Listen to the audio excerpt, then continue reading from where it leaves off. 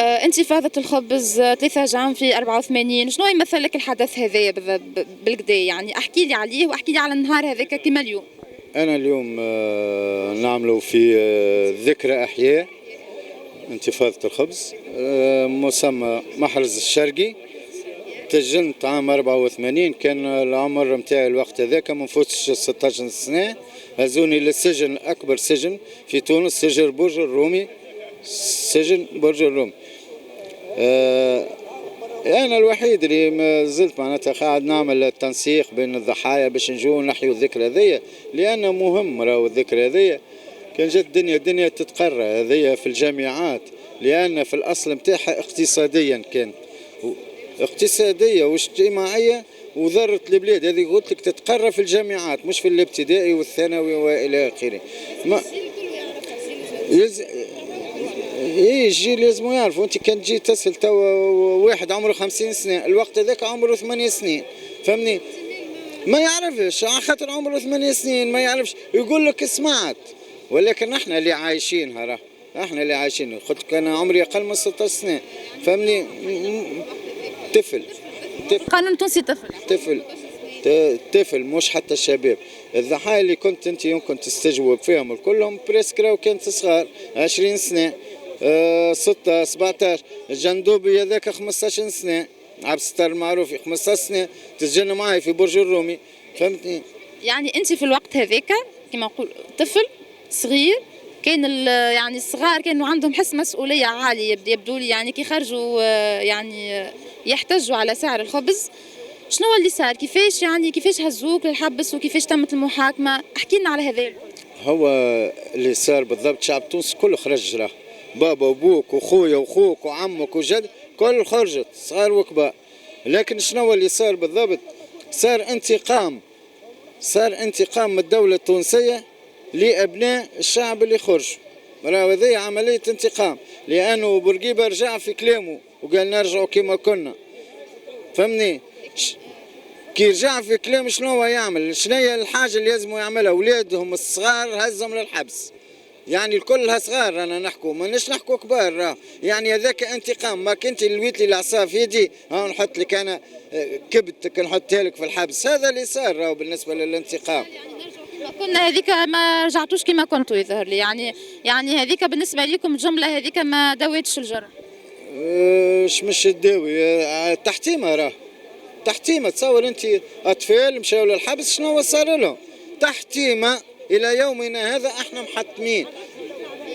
بالطبيعه التعذيب قبل الحبس، انت قبل الحبس فما برشا تعذيب.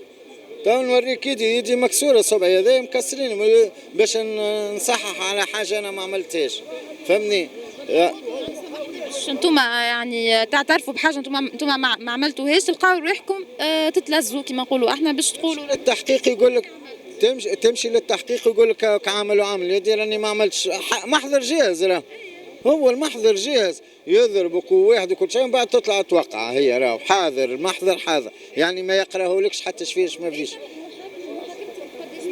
انا ب3 سنين عديتهم نهار الكل، واللي عفيا عليهم بن علي، اللي عفيا بن علي راهو ذوك بتعرفش علاش عفيا عليهم بن علي، لانه يعرف الحقيقه، لانه بعث.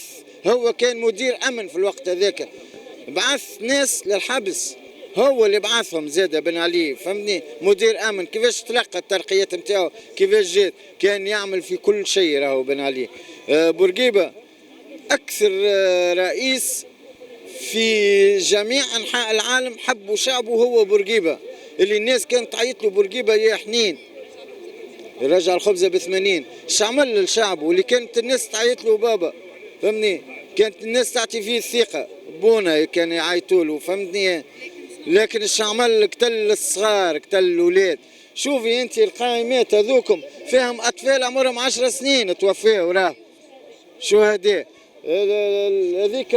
هذيك الساعه القائمه اللي موجوده هذيك خرجتها حقوق الانسان في 84. رجعت ب80 كان ما خلص الشعب ثاني يوم ثلث، يعني ثلث. شوف الجرحى قديش انت، فما وثيقه غاديك هيك. هذوما اللي تحرت معاهم الهيئه 85 شهيد و213 جريح و932 اللي اثبت وانهم مشاو للسجن.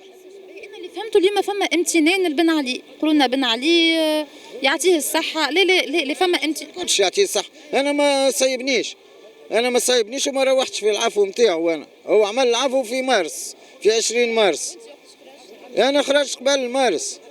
يعني انت ماكش من العباد اللي ممتنه؟ مانيش من العباد، هما عدوا 4 سنين، انا محكوم ب3 سنين، انا ما روحتش في عفو.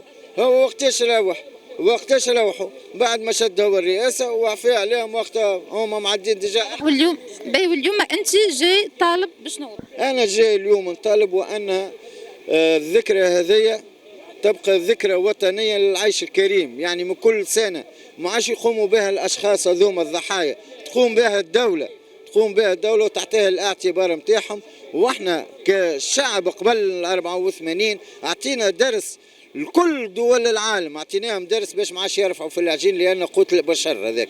شوف انت البشر يعني الدول الكل ما يزيدوش في العجين، يزيدوا في حاجات اخرين، الا العجين ما يتمسش الى يومنا هذا. احنا نقولوا سيد الرئيس ماناش فونت كوميرس زاد رانا، احنا ماناش فونت كوميرس. راهو هو في خطاب بمرور الاربعينيه يقول راهو زميلي فضل سيسي راهو بعيد علي 10 امتار، احنا علقنا له التصويره نتاعو وينو حق زميلك دراسه. هذاك احنا نجاوبوا في الكلام اللي قالوا هو، مش احنا قلناه. راهو هو قال راهو بعيد علي 10 متر وزميلي، معناته هو شارك، يعني السيد الرئيس شارك في احداث الخبز، ما دام واقف غادي بحذا فضل سيسي تسمى شارك. ولذا نحن طالبين اول حاجه هو اليوم الوطني للعيش الكريم. هذه يعني تفعيل يوم وطني، يوم وطني للعيش الكريم. شكرا لك. عايشك.